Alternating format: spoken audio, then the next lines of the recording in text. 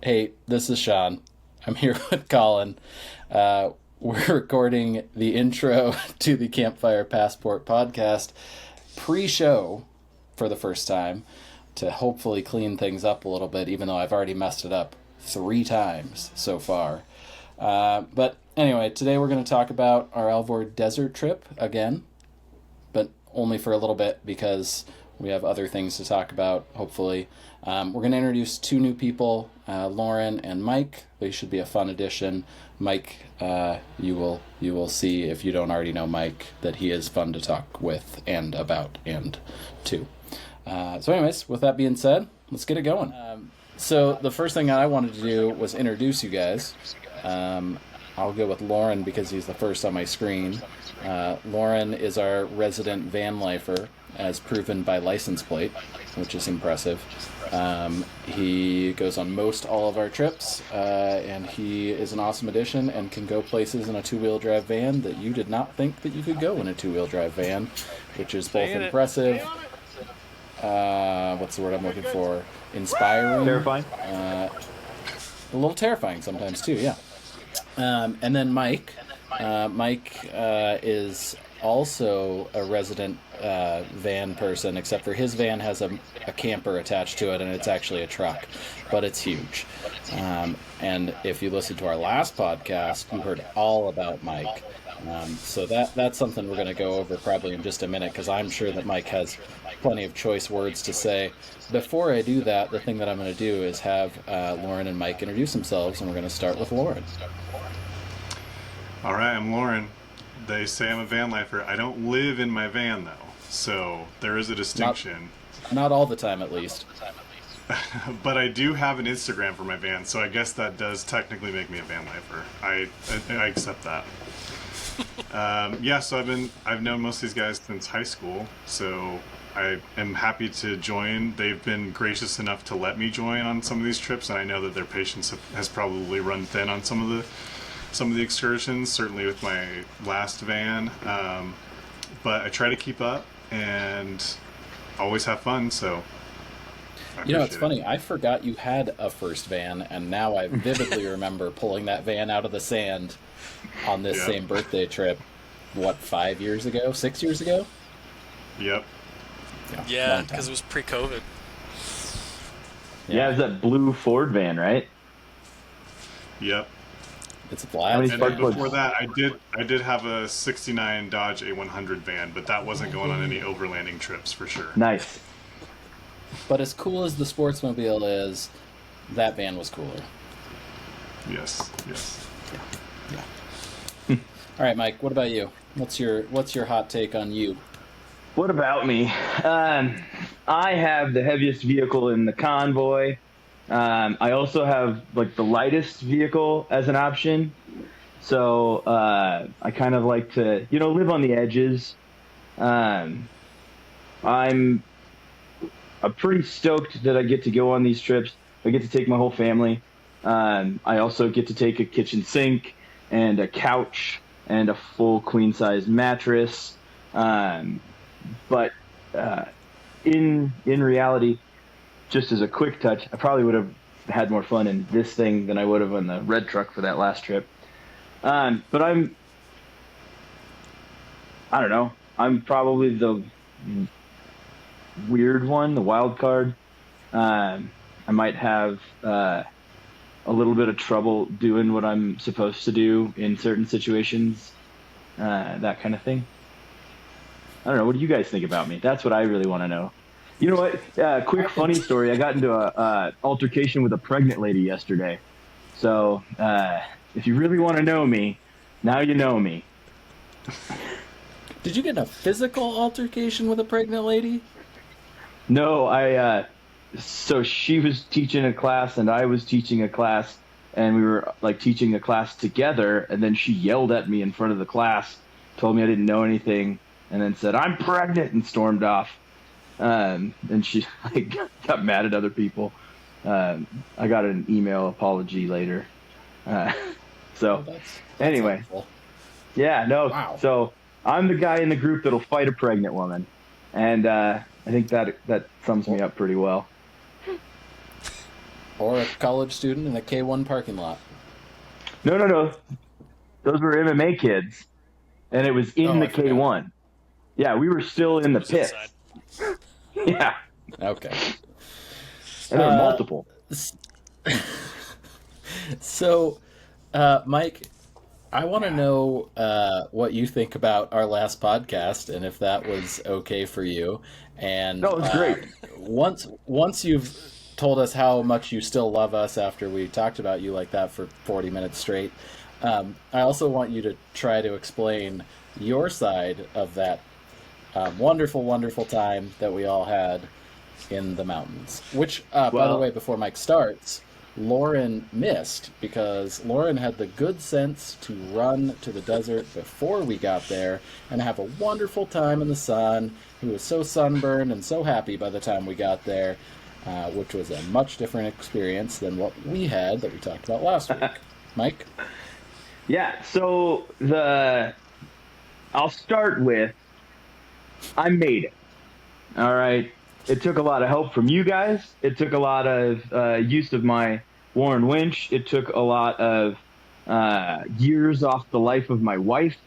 But we made it, and we got that truck through that trail. Now, I want to start by finding the nearest bus and throwing Colin under it. Because, God damn it, I said I was going to bring the Jeep. I said, hey, why don't I just tow the Jeep behind there, and then I could send Haley to the Alvord Desert with the van lifers. She can go down there and hang out with Miles, and I'll just do the trail part in the Jeep. And what did Colin text me back? And I have text of this. Nah, it's just a Forest Service road. It shouldn't be hardly anything. And you know what? It was Something. Road conditions, permitting. May vary. I hear you. For my usual updates, as always, I can't make any promises, but it was technically just a forest road. I could have had so much fun. I could have been such a good helper. And instead, I was the anchor. I was able to help. That makes me feel pretty good. I did help Sean get unstuck in one of those circumstances. So you're welcome. And I'm a good anchor. I'm 10,000 pounds. We ran out of water on the last day because I was... No, not at all. I was dropping water on the trail so that I could lose some weight on the driver's side so I wouldn't slide into that like cattle watering area. It was still fun. I got a lot of emotions during that time frame. I really did enjoy doing that. Even with how much work and effort it was, at least I didn't get grumpy like Jesse. So I want to point that out. We had positive attitudes throughout. And next time, I'm going to bring the Jeep. We got another trip coming up, whatever the draft weekend is. And I'm going to have an LS Jeep Wrangler TJ on the sand dunes. And then you guys can laugh at me because I will have the power now. This is cue to Mike breaking. That's pretty much what you just sealed in right there. Not a chance. Yeah. Mm-hmm. I'm waiting for a two-wheel drive dig, and he's just gonna be stuck. Not a chance. Trying to get out. No way. I will say you're right, Mike. You didn't go full Grumpy Jesse, and Grumpy Jesse made a very quick appearance on that trip first day. That was pretty rough, but I think he made it. It was fine. He turned it around eventually. The next day, he went to bed. Well, yeah, he had to turn it around overnight. It was perfect. Right. Yeah. No, I love Jesse, but I will make a correction to his stuck story.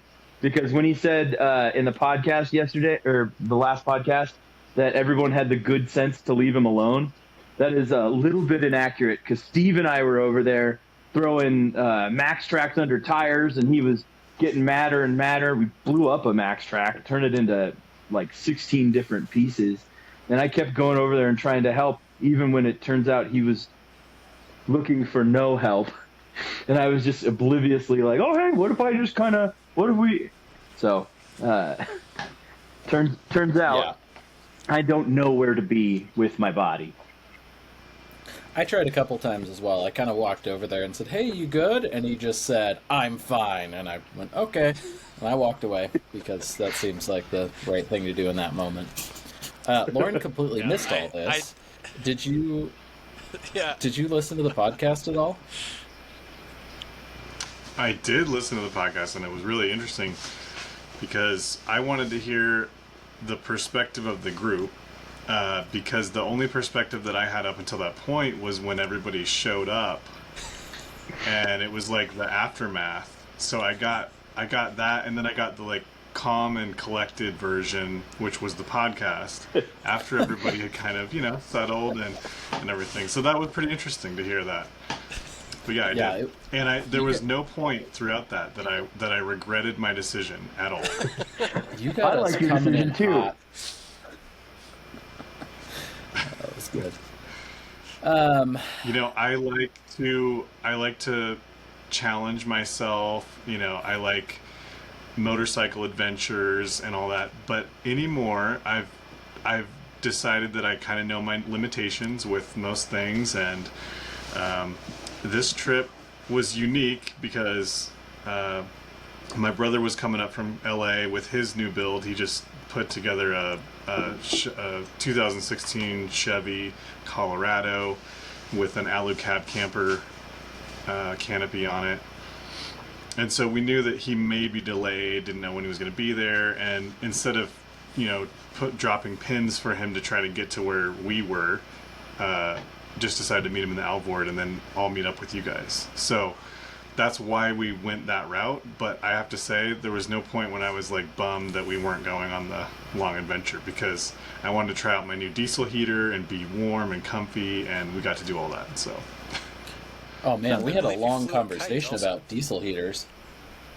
Oh yeah, that too. I told Jesse to clean that diesel heater. Oh my god, here we go again. For the record. I heard him say that, but that is, I told him, all right, I asked him the first night, I was like, hey, did you clean that thing and like get it all set up? Because I gave it to him for a very fair price, knowing that it needed to be serviced. And I told him that, and he's like, oh no, we're good. I made it good. Which I took as he had cleaned it and done, because all it needed was a glow plug cleaned because it had built up soot from me running it on too low of a setting. And then that second night when it wouldn't work and it was just smoking out the camp and everybody was trying to figure out what was happening, he finally admitted, he's like, oh, I didn't clean it. I just ran a full... He's still running the diesel that I put in it 2 years ago. Like, there's no way that should work. So, Jesse was right. I told you so. Well, that's the way it goes. The key focus of that trip, and we really shouldn't linger on the trip too long because we talked about it extensively before, but the key thing there was all that damn mud, which Lauren completely avoided and probably has a wonderfully clean, normal vehicle from. Mike is, I'm assuming, running around his garage to find some pieces of the mud that somehow got from his driveway to there. No, it was in my chair. I just pulled this chair out to sit and talk to you guys. We had a chunk of mud in my chair still, so. Yeah, I mean, I'm spending a little bit of time underneath my Land Cruiser, and there is still mud. And I spent 2 days pressure washing it. Pressure washing the engine bay, pressure washing down the tunnel, everything from the back. You mean front, after side, I spent everywhere. a day under it? Yeah. Yeah. Yeah, it's terrible. Dude, Well, I got back and Haley was surprised. Yeah, Haley was very surprised because it rained while we were pulling that motor and the mud was dropping down on me. And she's like, what happened? I looked like I had just gotten back from the Alvord trip again. And I was like, yeah, no, it's fine. It was bad. Colin, is your rig all the way clean now? No, it's no. kind of the same situation as yours. Like the whole underside, like I'm still seeing mud on the underside, even though I pressure washed it like you did for quite some time. I never did do the Jesse thing of like actually wiping anything though, so it's not like clean, but it's full washed mine. I got the big stuff off. Yeah. Yeah.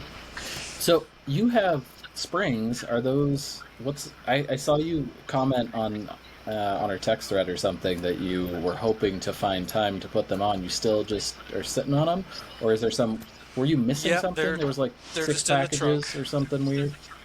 Okay. Oh, they all showed up. That's good. Everything showed up. It's just they're sitting in the trunk. All right. I think, did I have other?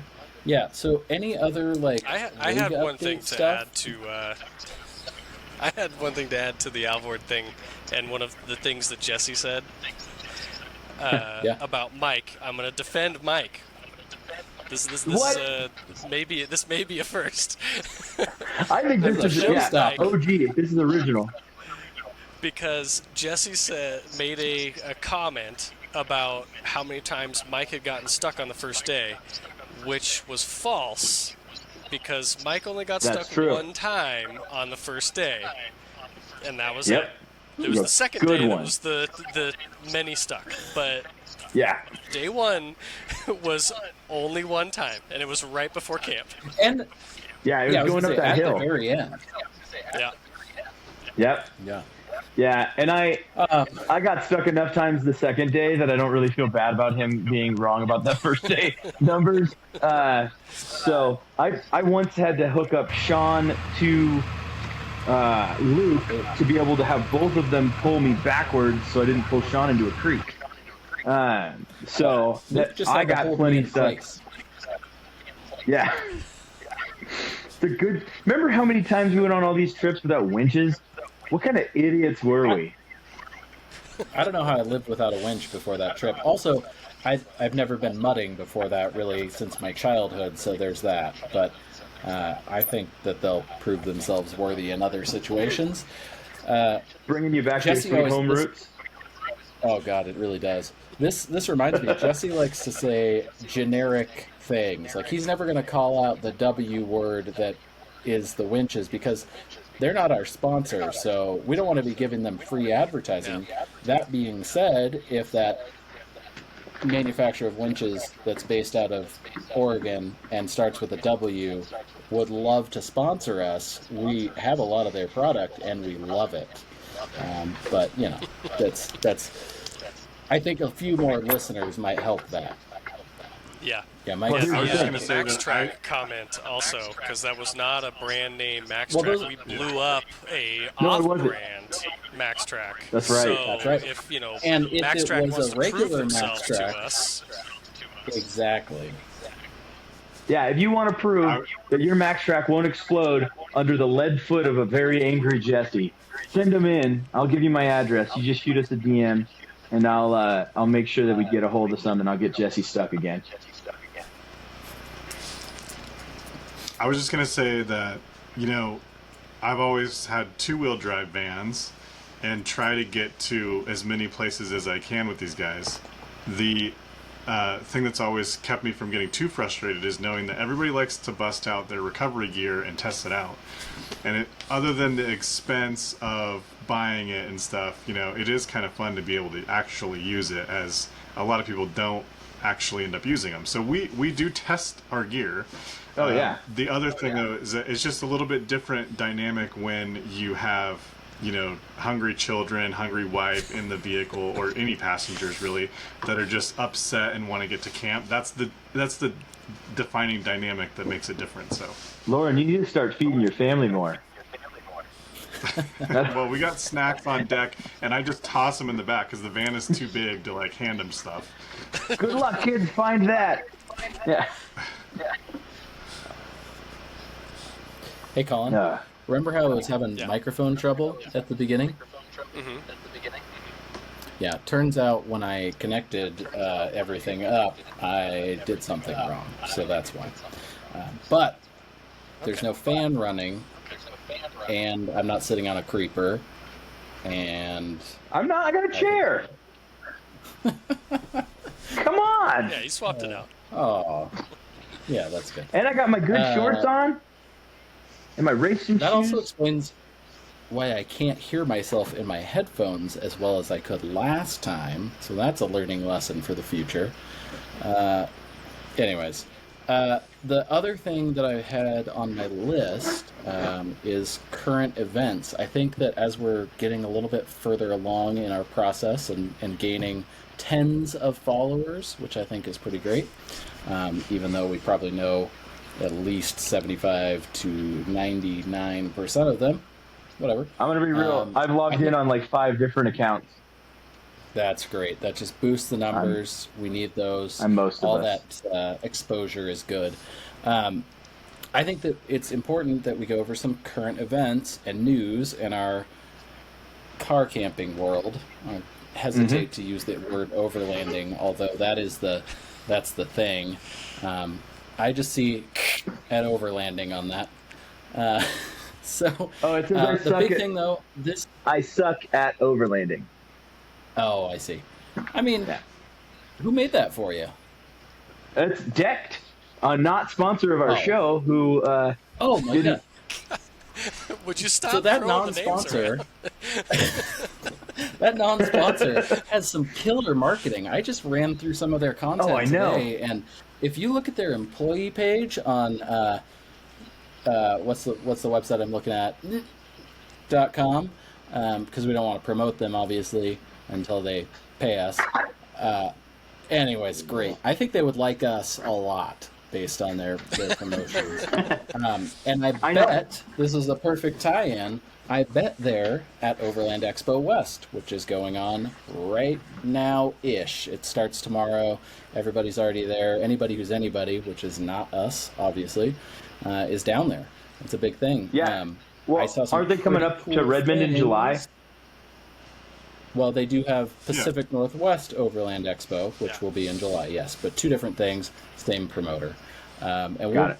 I think we're going to do something on site there. Like Colin and I are trying to figure out a way to like finagle some way to do a remote podcast that puts people on this show at the event. And I think we could pull that off this year. Once they figure out that we suck, and next year, probably not, but this year, I think we can do it. This one, though, is pretty cool. Have you guys seen anything on your social media stuffs? So I've been watching the Onyx build stuff that they're going to apparently have a part in the Overland Expo for the Onyx off-road stuff. And that stuff looks pretty cool. They're doing like a build for who gets to go on Ultimate Adventure. And I don't think they're going to have like a full showing at the Onyx off-road thing, but I think Nate from Dirt Lifestyle is heading down there and a couple other guys. I'm sure a lot of those I don't they're a really bunch of influencer types. They're all down there. I didn't see anything about the actual like build process. I'm looking at the Instagram right now to see. I did see all of the people sharing their routes, including everybody's favorite influencer Fred Williams had some cool stuff on that. Isn't he running it in a van? I have no idea. Probably. I don't know. I watched. I think that he is. He's bringing one of the vans down for one of the companies he usually works with because they had it somewhere and they needed it brought somewhere else, and so he's doing the trip there to drop it off with them or something. It looks like a pretty cool route. It's a 4-wheel drive, like pretty basic van at this point, but they're going to build it out or something. It's a Chevy built by a company that rhymes with Twiggly. Right, that's right. Because I could see you were ready to say it. You're ready. I'm I'm trying going to not tell to. everybody who this is. I'm trying not to. You guys already yelled at me. I'm drinking. No, it's okay. I'm There are drinking no vitamin rules R's. here. I can't say the R word or the other R. I can't say any of the R words. You can say the F word, though. Has it been time? Are we? No, I'll leave that Yeah, to Jesse. I was totally wrong. I don't want to tell Jesse this, but I was totally wrong about that. I think it's actually like Oh, I forgot now already. I looked it up at one point and I was completely wrong on the time, but I'm going to keep Jesse assuming that it's 3 minutes because it's fun to hear him say fuck after 3 minutes. Pretty much every Right. time He without checks his fail. watch He's as he gonna goes. start. So Oh, He's yeah, got an yeah, alarm for sure. set. Yeah. So I've seen a way too much because I spent a bunch of time trolling Instagram today for company pages, and so I've been looking at all the people that are down there and doing a bunch of stuff. There's also Colin. Side note: the Helen, Georgia. What's the Euro event there this weekend? Is Southern Worthersea? Worthersea? yeah, Yeah, I think it's Southern Worthersea. That's this weekend as well. and so that- sauce. yeah. Yes. Good content out of that. Not related to this because everybody, all tens of the people want to hear us talk about rigs and not cars, but whatever. Equal opportunity car stuff there. One of the bigger things, though, that's happening that I want to touch on real lightly because I want to get into it on the next podcast, so we don't want to spend a ton of time on it, but I do want to talk about it. Literally, like less than an hour ago, Toyota just released pictures of the new Tacoma, and it's full redo.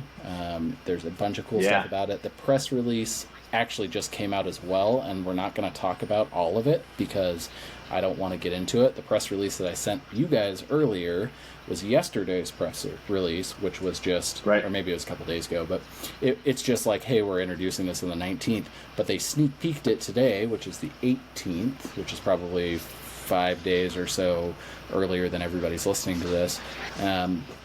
And it's pretty interesting. I think there's some definite upgrades. I think you can say that it has a look. I don't know if everybody will love it. I like it, but I'm also a little bit Toyota loyal. What do you, Lauren? What do you think? Well, it doesn't have a big box on the back or a flat nose, so I have a little bit of a problem. It only have seats been- 4 people.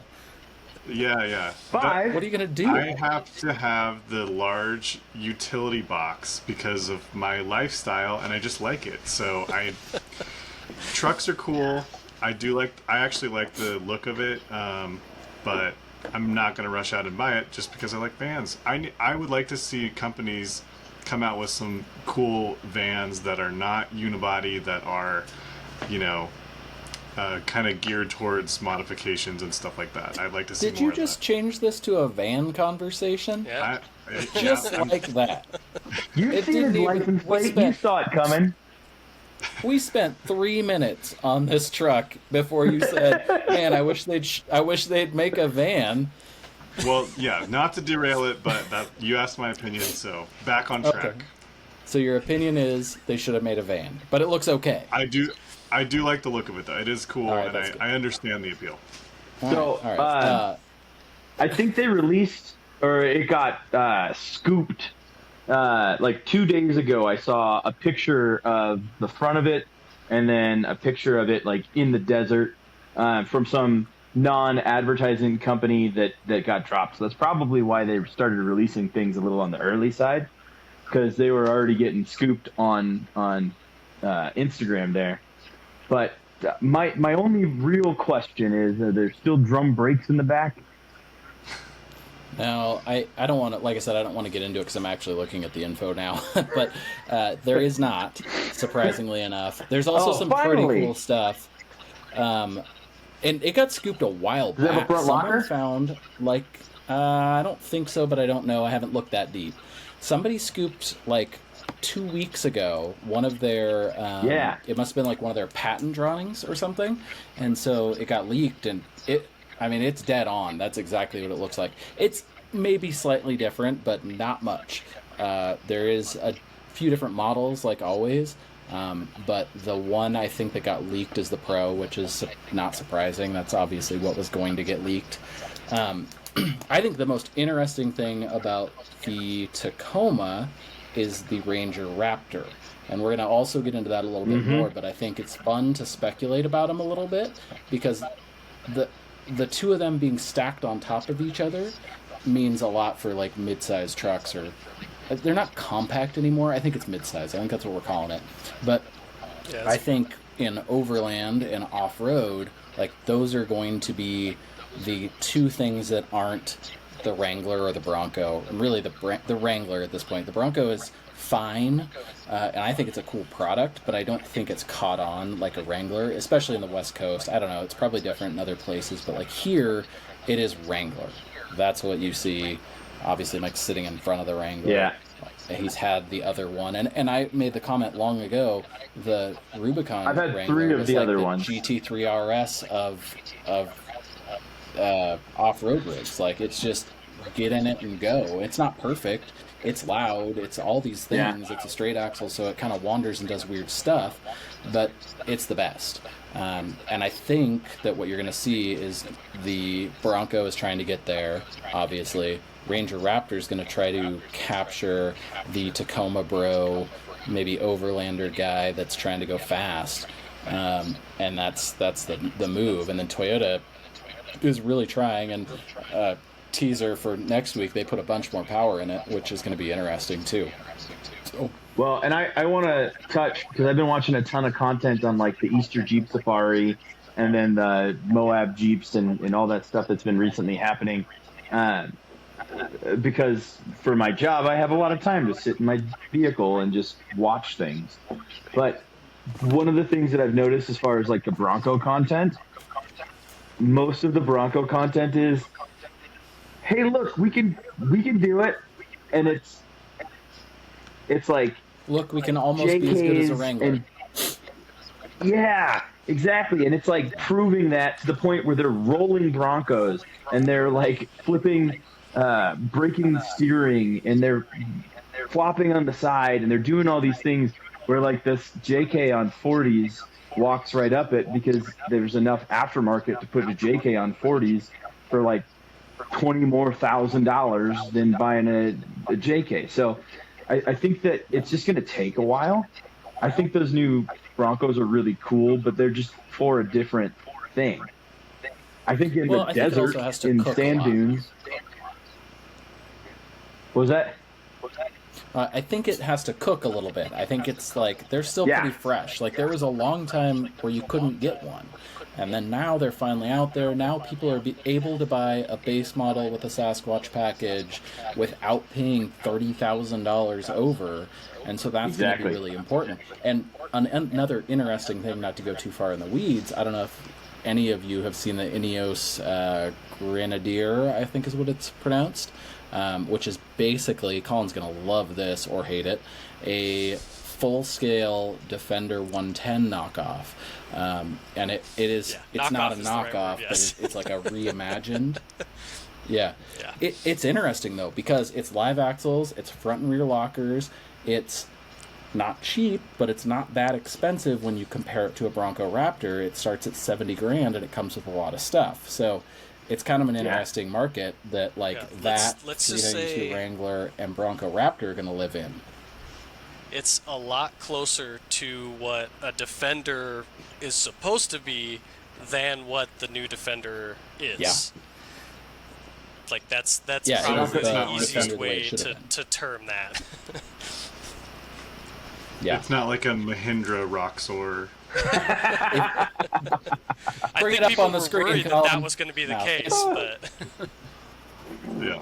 Well, Ineos has they are big capital. Like that is a giant company, and they definitely put a ton of money into it. But I'm curious to see the reviews because I wrote an article about it. I don't know, in the winter, and there was a lot of speculation. Like Colin saying, who knows what it's actually going to be? This is a first-time manufacturer, so I don't know.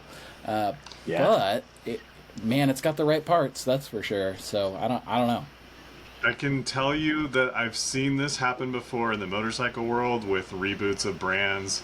It happened with Norton 2 or 3 times where Norton rebooted their superbike. They had it in Isle of Man, and it was just financial disaster because you're catering to a niche market. So I've seen those Defenders too, and I think that the idea is cool if you've got the money for it. But the classic Defender is just fun too. You can do a lot with that. So hopefully it works out. And the things that on the same kind of topic, they've done it with the Mustang from the 60s Mustang where they tried to make it modern and sell it, and that company didn't do so hot because, gosh darn it, all those old guys who were buying 60s Mustangs wanted a 60s Mustang, not a modern interpretation of. And so when I heard about that Defender, with my air quotes, it seemed like the cost there, you could get into an okay classic Defender for the same money, and then you knew what you're getting into. I think it's going to steal from the new Defender, and I think it's going to steal from Wrangler, because somebody's going to want an upscale Wrangler, and that's what they're going to look for. Or it's going to be kind of cannibalizing, I guess, yeah, to go back, it's going to cannibalize new Defender sales, which is pretty interesting. But I want to note this for Lauren, because I think he'll find it interesting. Ineos is the fourth largest company in the world, worth over $17 billion. So I think they can probably screw it up and then just kind of move on and keep exploiting. They got fuck you money. Well, Yeah, in fairness, the definition. Norton debacle, which if you have any interest, it's pretty interesting to read about. But they built their factory, instead of building a factory, they bought a castle in the UK. So, you know, they were making sense. great decisions. Smart choices all around. How are you going to get knighted if you don't own a castle? Is this Defender going to be made in the UK, though? Because that's part of it, too. Pretty sure. I'm pretty sure. Which, who knows if that's good or bad. It uses a BMW drivetrain, which, again, who knows if it's good or bad. It's modern, which is probably pretty good. But so does the Supra. Yeah, well, the Supra's pretty good, too. Sorry, Colin. People like it for, reasons. But... That's fine. 90 seconds reasons. But yeah, it's like they're using the right parts. It's got a regular transfer case, it's regular solid axle, it's coil spring, it's lockers, it's got Recaro seats, it's got they basically took the catalog of all the shit they should have put on it and put it on there, which isn't always the right recipe. I think we all could agree, because there are a lot of cars that should be good on paper and really aren't that great. Bronco, to go back, is really cool sounding on paper, and it's pretty good, but the market is kind of soft on it. And somehow people are buying 4Runners, for example, over them, when in reality, the Bronco probably can outperform the 4Runner every way, but Toyota has market share, they've got capital, they've got all the things that make people buy them, which is, I think, super interesting. And moms love 4Runners. If Bronco would stop trying to do the comparison thing, where they're just they're pointing out that they're living in the Wrangler's shadow, if they would just be their own car and stop doing the comparison stuff, they'd probably get more interest. It's this whole, it can almost do what the Jeep does, and it's like, well, anybody that's undecided about, should I get a Wrangler or a Bronco, is going to see that and be like, well, they're telling me that the Wrangler's better, and so is Jeep. So if you're both telling us the same thing, why am I buying a Bronco unless I'm just dead set on having a Bronco? Yeah, it's a strange move that they've got going on, but I don't know. I mean, they're not selling them. They are popular. I did see one the other day. I don't know if anybody's seen this yet. I saw one with no fenders. It is the most terrible looking thing ever, because without fenders, a Bronco just looks narrow. Without fenders, a Wrangler looks like a Wrangler. There's no difference because they're pinched at the front. Luke brought this up. Broncos are not. Broncos are just narrow trucks with big old fenders on them. So this bothers me just thinking about it. Oh, it's so weird. I'm going to look this up after this, because I didn't think that the fenders looked all that good. No, I have to use the phone thing that I'm already using. Yeah. No, but I didn't think the fenders looked all that great, but I never wondered what it would look like without them, and now I do, and it almost... Well, there's one local, so you drive around more than all of us, you might see it. Oh, okay. It's bad. I'll try not to. Yeah, not good. In my opinion, one of the new Broncos with like a forest green or the British racing green that they've got with a white roof and white steelies, that satisfies the new Defender look for me. Yeah. I gotta say, as much as Colin hates it, and we love to have differing opinions on all this shit, I like the new Defender. I think it's great. I don't think it's the same as an old Defender, but I think it's a good SUV. I think it's better than... I mean, I don't know if it's better than what an LR4 could have been, or they could have called it an LR4, but it's really nice. I drove one. I liked it. I think it's cool. It's bigger than I thought it was going to be, which was weird.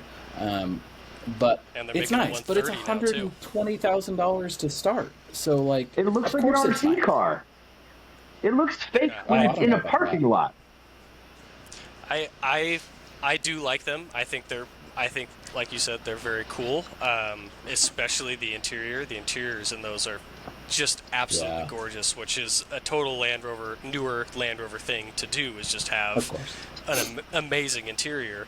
But yes, I think that the branding is incorrect, and that's where I'll put that. Is I don't feel like that's a Defender. I feel like that's the new Discovery, which is for us is the LR3, LR4 is what those were.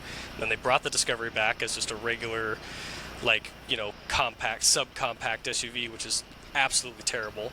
But if it was just, hey, we brought the Discovery back, this is it, that would make sense. Or this is an LR5, that would make sense. But calling it a Defender doesn't make sense to me. It's like when Jeep does something that isn't a Wrangler, if they were to rebrand it and do IFS or whatever and then say, no, this is the Wrangler, it doesn't make any sense. And that's why Jeep has done well enough to hold on to Wrangler and keep axles and things like that, because they know that that's what makes that car.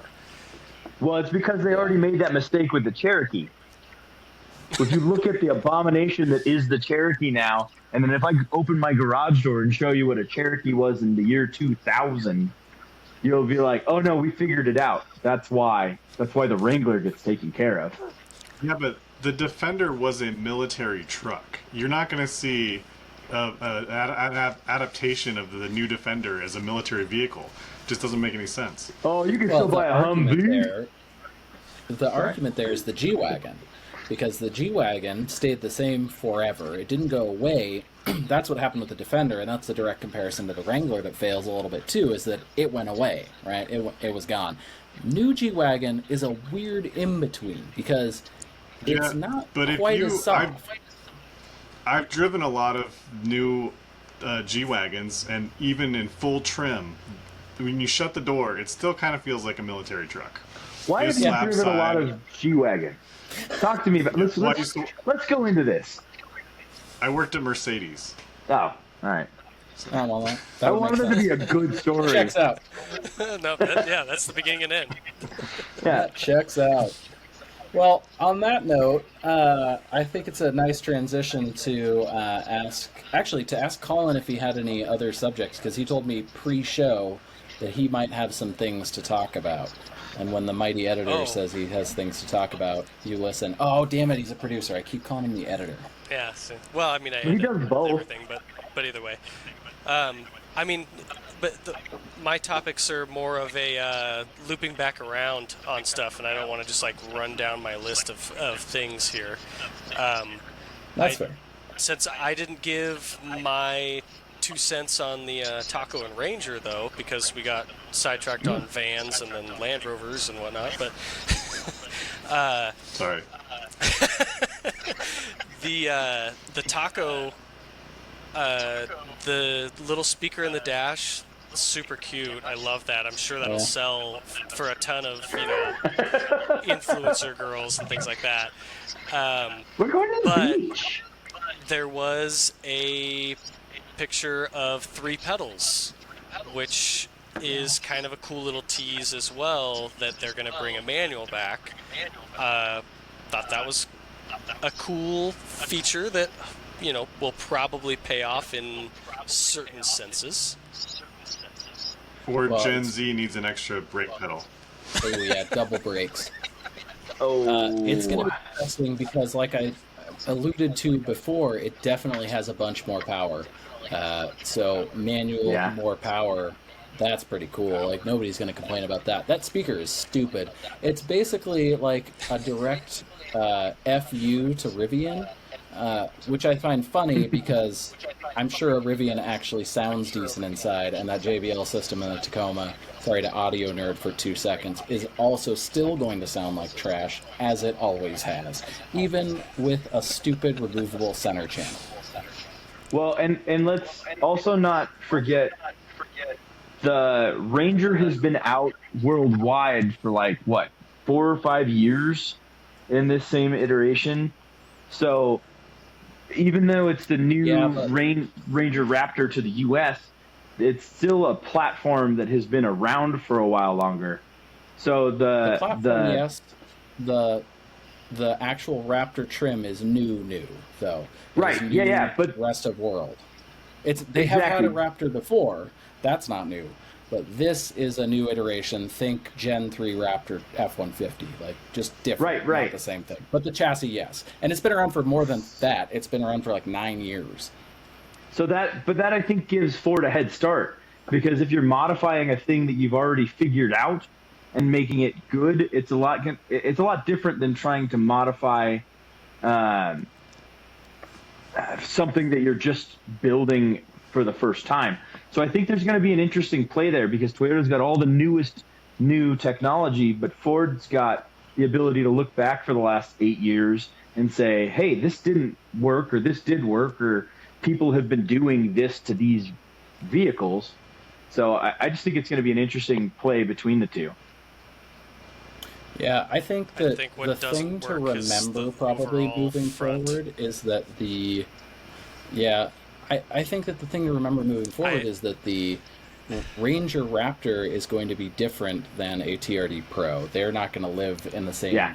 They will be cross-shopped, but they're not the same. It's like comparing a ZR2 Chevy Silverado to a Raptor. They're not the same. They're similar price points, they live in a similar market, and they will be cross-shopped, but they can't be directly compared. It's not the TRX versus Raptor R comparison, which is a direct... Right.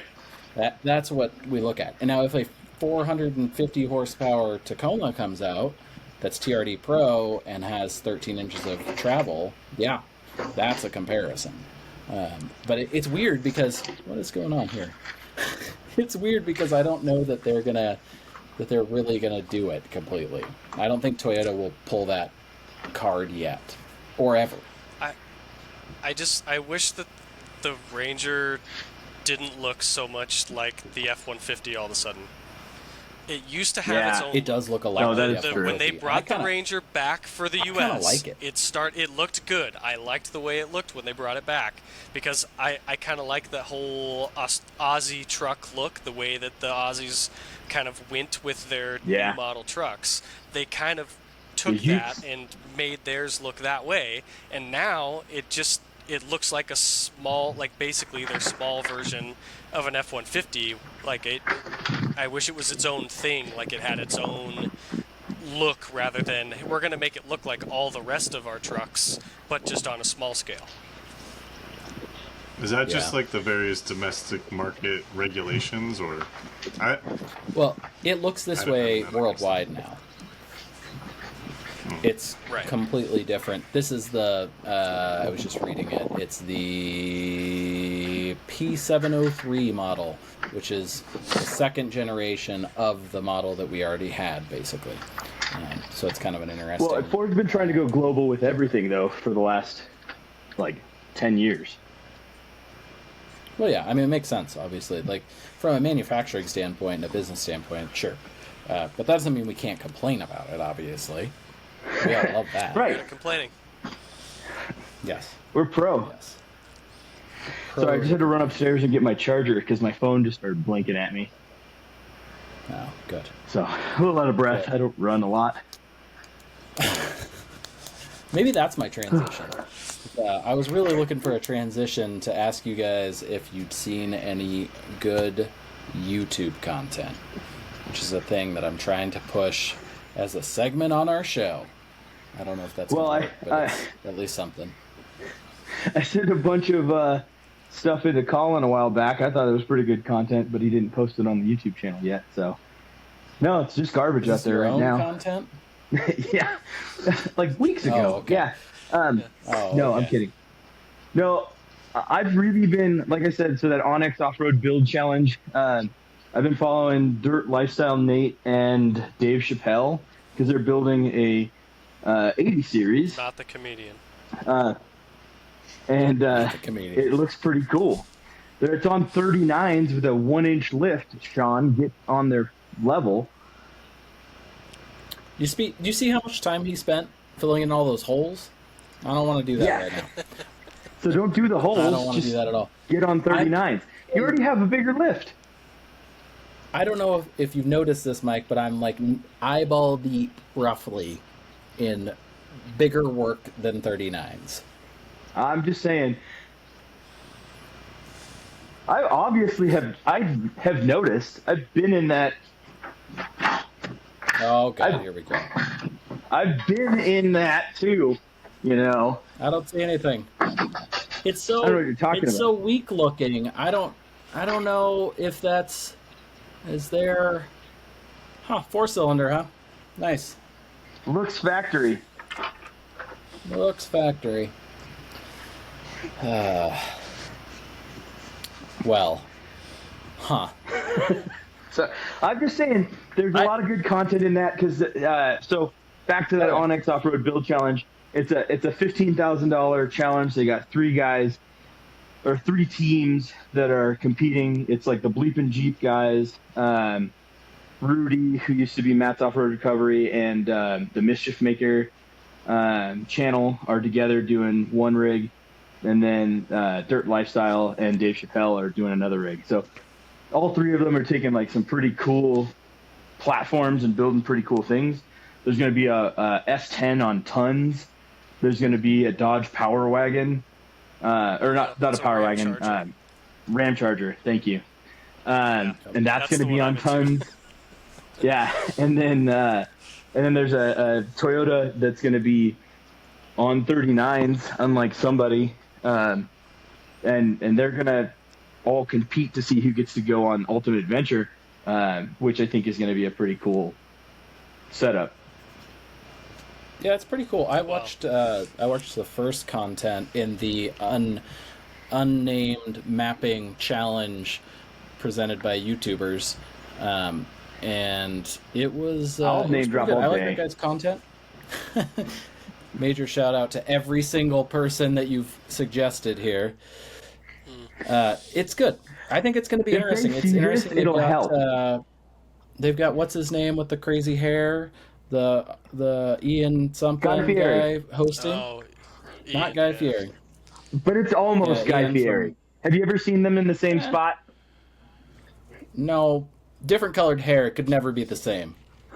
I don't know.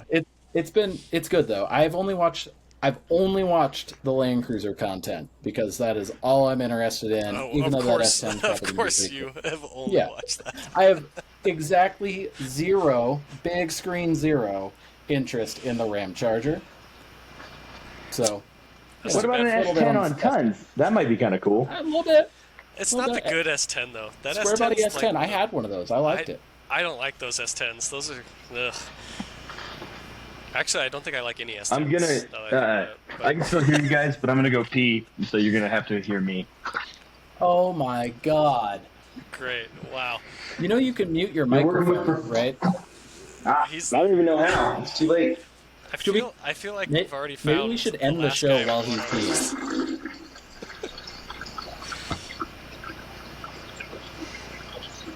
I don't know what you guys are talking It's about. interesting content. God, there's a mark clip button on here, and I think I'm gonna press that right about now, just to mark this terrible clip. Well, you're diversifying your market, though. Like, this is something that people do want. Yeah, could they put us in Japanese vending machines now? Some bathroom ASMR. Well, you can contact me directly at secretrsvp@gmail.com. I'll send you clips. That's not his. That is definitely his real email address, folks. Oh, That is Absolutely not is. Yeah. I'll send you whatever you want. Yeah. When he emails you, it goes straight to your junk. Every time. I don't have junk mail. I just have junk. Wow. Oh my god. Well, I think that's as good of a time as any to wrap this up. I think that we've had a good range of topics, and I think that's great. I think that our viewership, the tens of them, should know that both Lauren and Mike will be here in the future, and I will let them say goodbye in 2 seconds. Just after I say our next show, we're going to record really soon because that actual Tacoma release happens tomorrow, even though I saw the press release today. And we're going to talk about that a bunch. And I think we're going to go over... I forgot what else we're going to go over, but we're going to go over some cool stuff, I think. Or maybe it'll be boring, or maybe it'll just be Jesse complaining about something. We will see. Until then, I think I will pass it over to Lauren and then to Mike to say goodbye. Well, just like the trips that we go on, you guys let me tag along. Thanks for letting me tag along here. I'm not an industry professional. I don't follow the trends in vehicles. So I really appreciate you bringing me on and talking about vans. So, yeah, thanks. Van life forever. Well, I'd like to tell Lauren I'm going to reach out to him a little bit later because I'm trying to buy a motorcycle right now.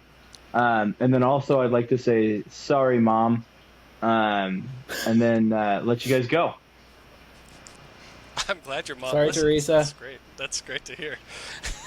I don't think she does, but someday she should know that I'm sorry. Maybe she'll be one of the 10. Yeah. All right, I think that's a good end point. I have one Great. more thing. I have one more thing for Lauren if he's still here.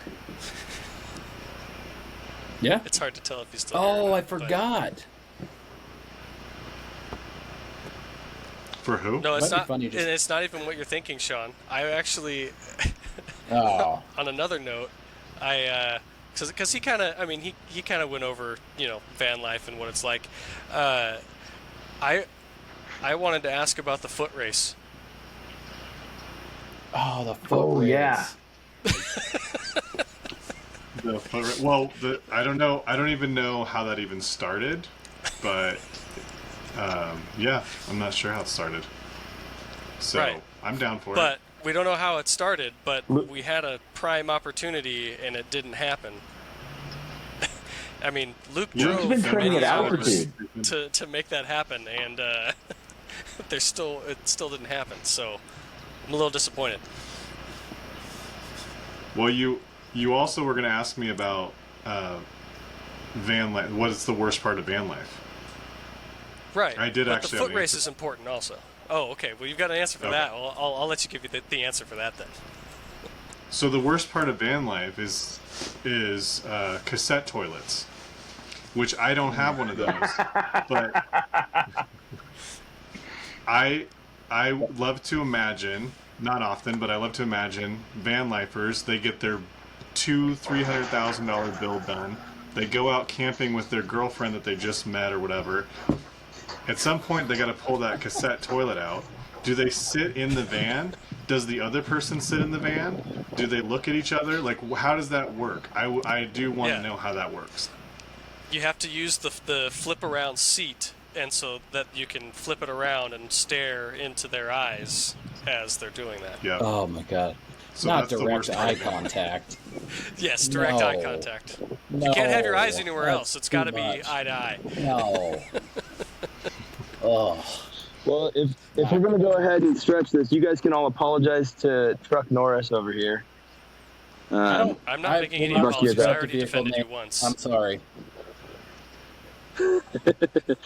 That's another good point. And then if anybody's looking for a Cherokee, I got this one for sale. If you just want to go ahead, again, reach out to me at secretsvp@gmail.com. You can go ahead and buy that Cherokee. We're available. Otherwise, I hope you guys have a good night. I'm going to get the heck out of here.